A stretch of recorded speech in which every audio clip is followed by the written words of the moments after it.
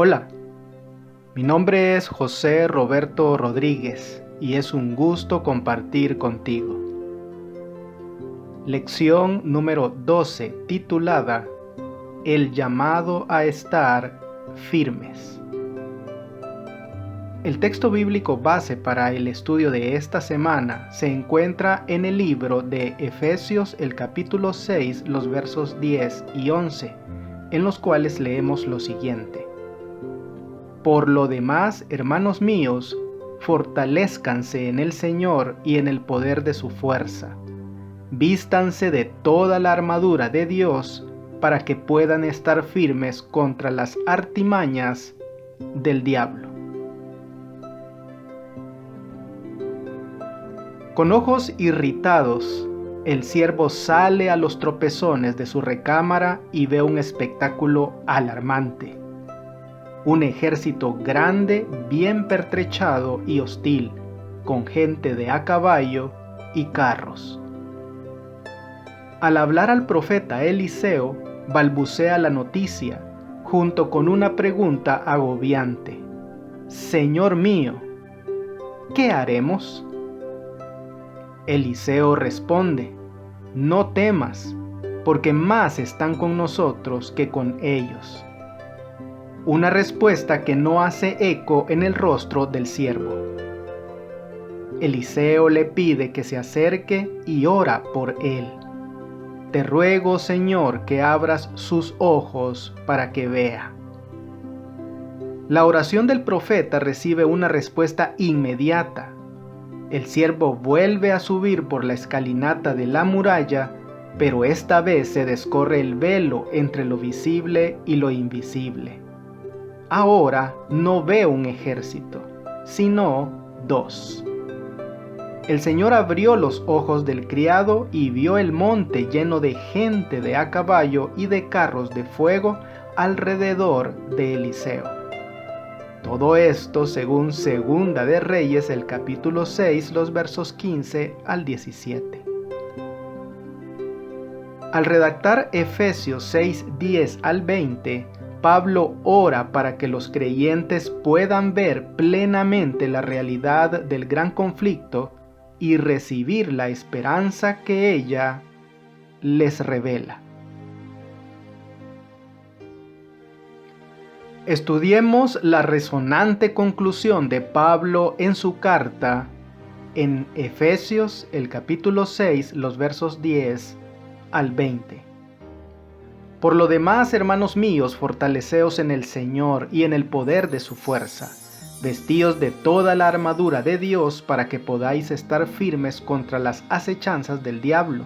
Porque no tenemos lucha contra sangre y carne, sino contra principados, contra potestades, contra los gobernadores de las tinieblas de este siglo, contra huestes espirituales de maldad en las regiones celestes.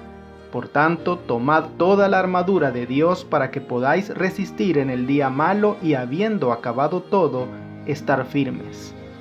Estad pues firmes, ceñidos vuestros lomos con la verdad y vestidos con la coraza de justicia y calzados los pies con el apresto del evangelio de la paz. Sobre todo, tomad el escudo de la fe con que podáis apagar todos los dardos de fuego del maligno.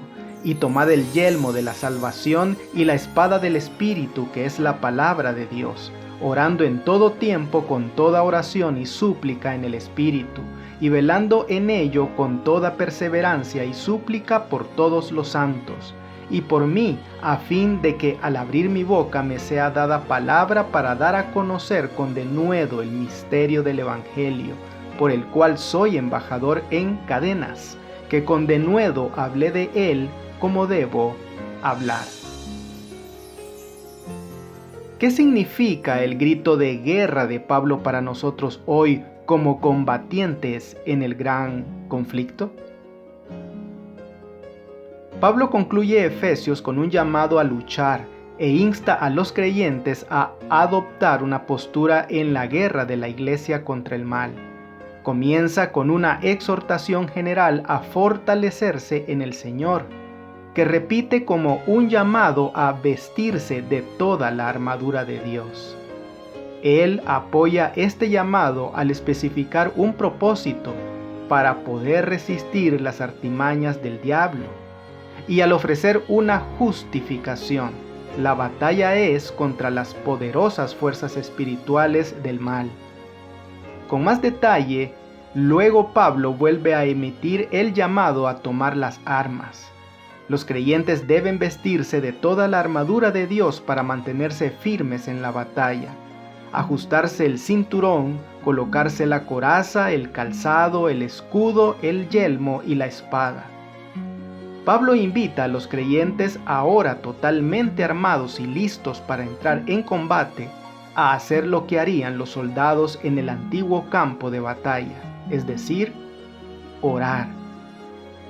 Al reflejar las exhortaciones de guerra o los discursos previos a la batalla del Antiguo Testamento, Pablo habla de la misión de la iglesia en términos de conflicto militar y armas.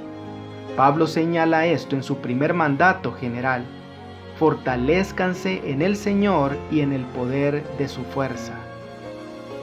Las exhortaciones bélicas en el Antiguo Testamento resaltan la idea de que el éxito de Israel en batalla no depende de la superioridad de sus propias armas ni de un ejército que supere en número a sus enemigos.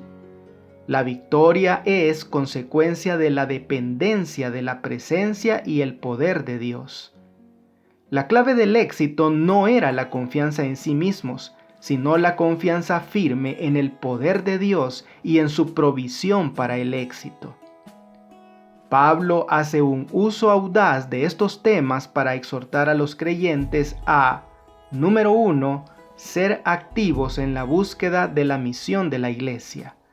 Número 2, estar atentos a las dimensiones invisibles que impactan su vida y su testimonio. Número 3, ser conscientes de la provisión divina para el éxito.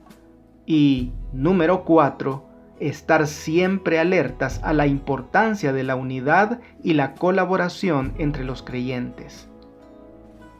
La advertencia de Pablo de que no luchamos contra carne y sangre, sino contra enemigos sobrenaturales, ¿qué debería enseñarnos acerca de dónde está nuestra única esperanza de victoria? Pablo termina su carta con un poderoso llamado a luchar, que reúne temas e ideas importantes para la carta en general. Comienza anunciando el tema general de la conclusión, presentando al estilo del grito de guerra de un comandante. Por lo demás, hermanos míos, fortalézcanse en el Señor y en el poder de su fuerza, según Efesios 6:10. El resto del pasaje, Efesios 6, 11 al 20, ilustra y desarrolla este gran tema. Repasemos nuevamente Efesios, el capítulo 6, los versos 10 al 20. Por lo demás, hermanos míos, fortaleceos en el Señor y en el poder de su fuerza. Vestíos de toda la armadura de Dios para que podáis estar firmes contra las acechanzas del diablo. Porque no tenemos lucha contra sangre y carne, sino contra principados, contra potestades, contra los gobernadores de las tinieblas de este siglo, contra huestes espirituales de maldad en las regiones celestes. Por tanto, tomad toda la armadura de Dios para que podáis resistir en el día malo y habiendo acabado todo, estar firmes. Estad pues firmes, ceñidos vuestros lomos con la verdad y vestidos con la coraza de justicia, y calzados los pies con el apresto del Evangelio de la paz. Sobre todo, tomad el escudo de la fe, con que podáis apagar todos los dardos de fuego del maligno, y tomad el yelmo de la salvación y la espada del Espíritu, que es la palabra de Dios, orando en todo tiempo con toda oración y súplica en el Espíritu, y velando en ello con toda perseverancia y súplica por todos los santos, y por mí, a fin de que al abrir mi boca me sea dada palabra para dar a conocer con denuedo el misterio del Evangelio, por el cual soy embajador en cadenas, que con denuedo hablé de él como debo hablar. ¿Cómo visualizas la realidad del gran conflicto donde los poderes sobrenaturales literales son cruciales en el argumento de Pablo? ¿Y por qué es tan importante mantener esta verdad ante nosotros en nuestro caminar diario con Dios? Pablo identifica a Cristo como la fuente de la fortaleza de los creyentes con su frase "en el Señor y en el poder de su fuerza", ya que Señor se refiere a Cristo, como ocurre invariablemente en Efesios. La fuerza de la iglesia reside en la omnipotencia de su Señor resucitado, el capitán de su guerra. Pablo utiliza la repetición en Efesios 6:10 y recurre a los sinónimos poder y fuerza para resaltar su observación. El poder que debe exhibir la iglesia no es inherente a los creyentes, sino que deriva del Señor, de Cristo. Pablo resume aquí un tema importante de la carta: el poder de Dios compartido con los creyentes. La fuerza para cada conflicto actual y futuro se encuentra en la solidaridad de los creyentes con el Cristo resucitado y exaltado. Si bien el mandato inicial anuncia a un Cristo activo para proveer de fuerza a los creyentes, los tres miembros de la deidad están comprometidos en fortalecerlos para el combate espiritual contra el mal. Dios, el Padre, pone a disposición sus propias armas como la armadura de Dios. Anteriormente, Pablo indicó que el Espíritu está activo en el fortalecimiento de los creyentes, al orar para que Dios les dé conforme a la riqueza de su gloria, ser fortalecidos con poder en el hombre interior por su Espíritu. Aquí es el Espíritu quien entrega la espada del Espíritu, que es la palabra de Dios. Además, los creyentes deben orar en el Espíritu en todo tiempo. Pablo desea que sus oyentes entiendan que el Dios triuno está plenamente comprometido en pertrecharlos para luchar contra estos poderes malignos. Leamos en Romanos el capítulo 13, los versos 11 al 14. Y esto conociendo el tiempo, que es ya hora de levantarnos del sueño, porque ahora está más cerca de nosotros nuestra salvación que cuando creímos. La noche está avanzada y se acerca el día. Desechemos pues las obras de las tinieblas y vistámonos las armas de la luz. Andemos como de día honestamente, no en glotonerías y borracheras, no en lujurias y lascivias, no en contiendas y envidia, sino vestíos del Señor Jesucristo y no proveáis para los deseos de la carne. Primera de Tesalonicenses, el capítulo 5, los versos 6 al 8. Por tanto, no durmamos como los demás, sino velemos y seamos sobrios, pues los que duermen de noche duermen, y los que se embriagan de noche se embriagan. Pero nosotros que somos del día, seamos sobrios, habiéndonos vestido con la coraza de fe y de amor, y con la esperanza de salvación como yelmo. Y segunda de Corintios, el capítulo 10, los versos 3 al 6.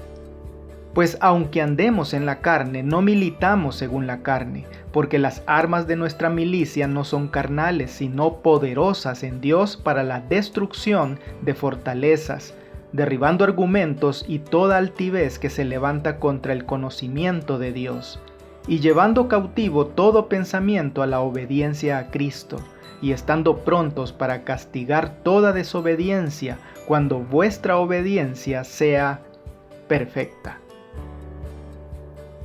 ¿Cómo se comparan estos versículos con lo que leímos anteriormente en Efesios 6, 10 al 20? ¿Por qué crees que Pablo utiliza este tipo de imágenes? En sus cartas, Pablo a menudo emplea vocabulario e imágenes de la milicia e invita a los creyentes a imitar un comportamiento ejemplar como soldados. Si bien Efesios 6, 10 al 20 representa su uso más prolongado y concentrado, El lenguaje militar exhibe una de sus principales formas de entender la historia del Evangelio. Luego de conquistar a los principados y potestades en la cruz, el Cristo exaltado ahora calcula los resultados de esa victoria desde su posición como Señor exaltado sobre los poderes. Cristo recluta a sus seguidores como combatientes en la guerra cósmica y dirige a los ejércitos de luz hacia un gran día de victoria.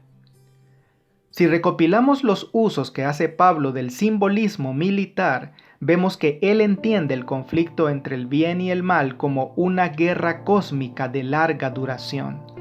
Las batallas van y vienen entre dos ejércitos que se enfrentan a lo largo de los siglos, hasta que uno gana la confrontación final. La temática frecuente de Pablo de la guerra cósmica también forma parte de la trama de Efesios. En su llamado a las armas, Pablo reúne elementos del conflicto cósmico que ya ha usado. La habilitación de los creyentes por parte de Dios con un inmenso poder. Los creyentes como un ejército resucitado de entre los muertos, pero ahora empoderados por su identidad con el Cristo exaltado e idóneos para luchar contra su anterior amo tenebroso. La función de la Iglesia en revelar la ruina inminente de los poderes. El uso de Salmo 68:18 para retratar a Cristo como el victorioso guerrero divino.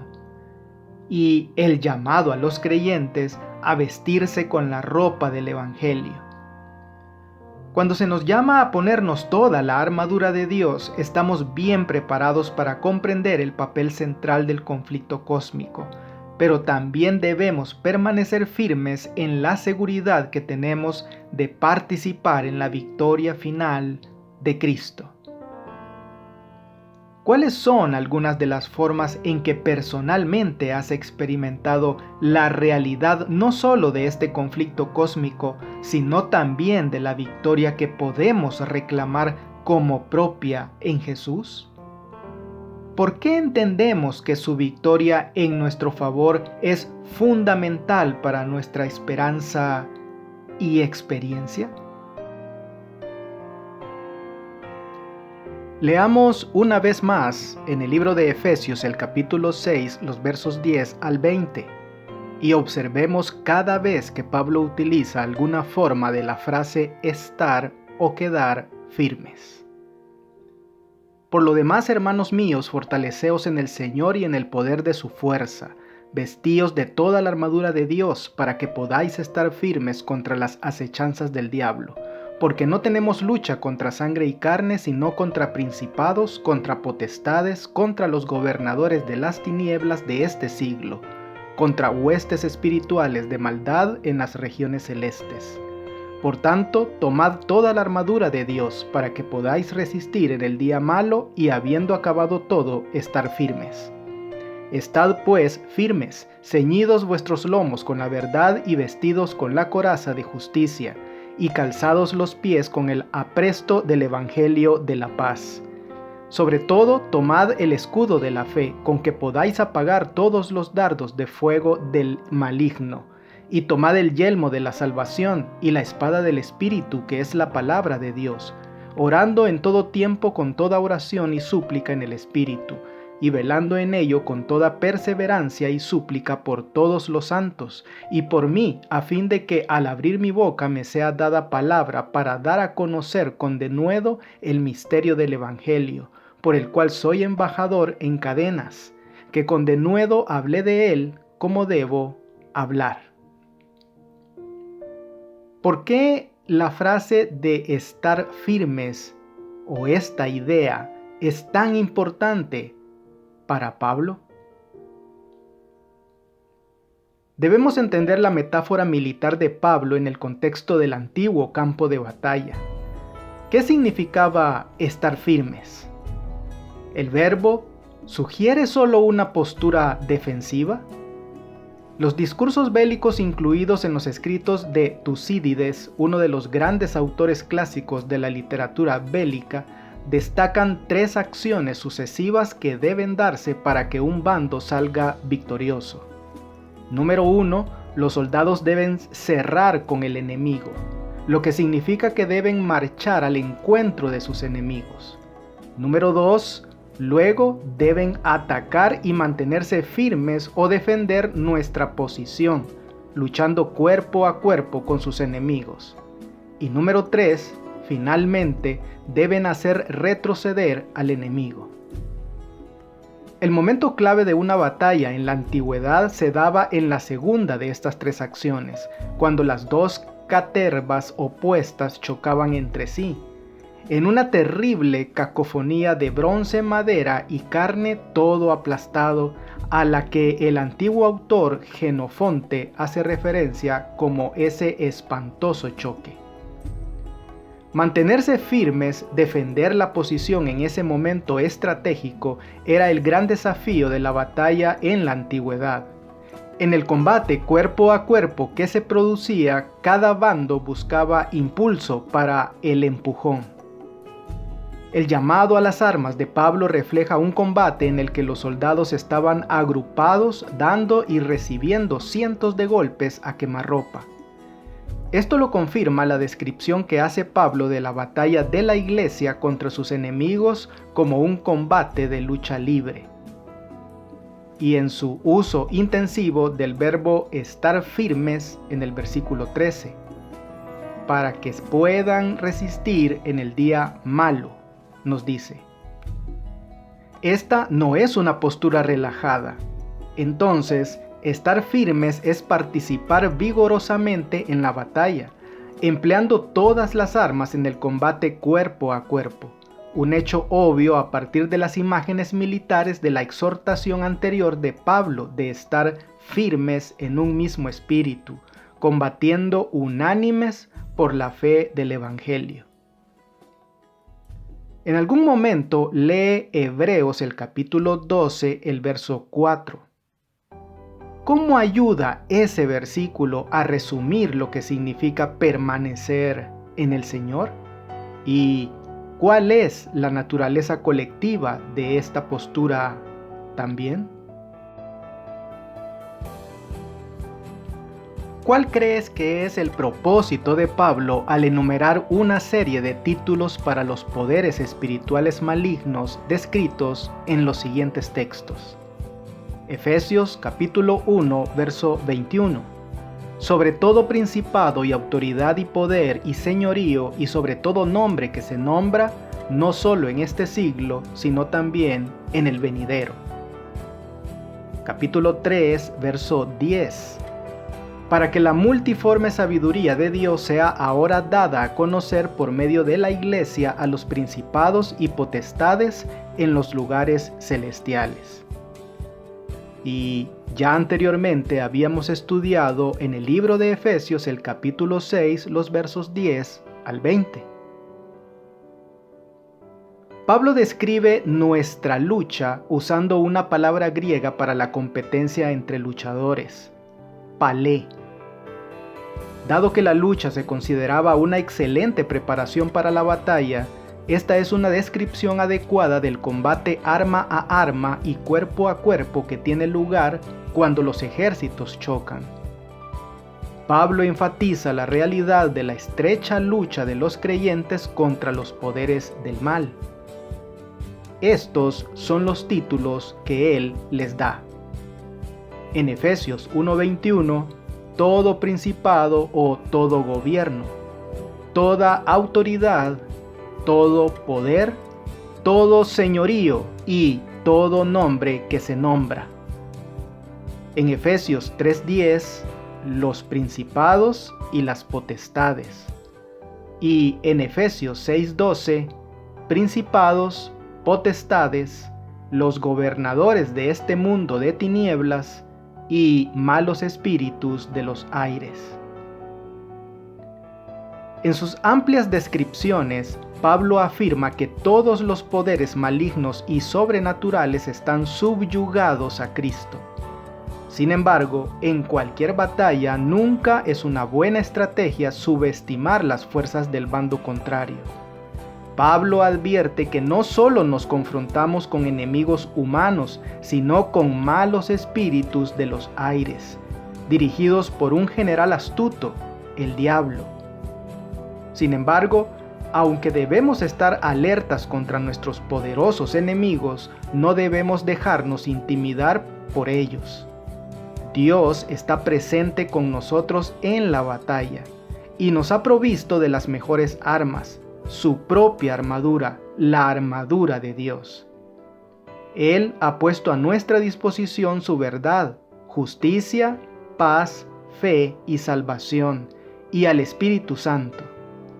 Si Dios va delante de nosotros y estamos pertrechados de pies a cabeza con la armadura que Él nos ha provisto, no podemos fallar. ¿Qué debería enseñarnos la realidad de estos poderes malignos sobrenaturales contra los que nosotros mismos somos totalmente indefensos con respecto a por qué debemos asirnos del Señor Jesús, quien no solo es mayor que estos poderes, sino que además ya los ha vencido? Nuestra obra es agresiva y como fieles soldados de Jesús debemos llevar el estandarte ensangrentado hasta las mismas fortalezas del enemigo. No tenemos lucha contra sangre y carne, sino contra principados, contra potestades, contra los gobernadores de este mundo de tinieblas, contra malos espíritus de los aires. Si consentimos en deponer nuestras armas, en bajar el estandarte ensangrentado, en convertirnos en cautivos y siervos de Satanás, podríamos librarnos del conflicto y del sufrimiento. Pero esta paz solo se obtendrá a costa de la pérdida de Cristo y del cielo. No podemos aceptar la paz bajo esas condiciones. Que haya guerra, guerra hasta el fin de la historia de la tierra, en vez de paz debido a la apostasía y el pecado. ¿Qué relación hay entre Efesios 10 al 20 y el libro de Apocalipsis? El pasaje exhibe el mismo enfoque básico de los eventos de los últimos días, o escatología, que la temática de confrontación del libro de Apocalipsis.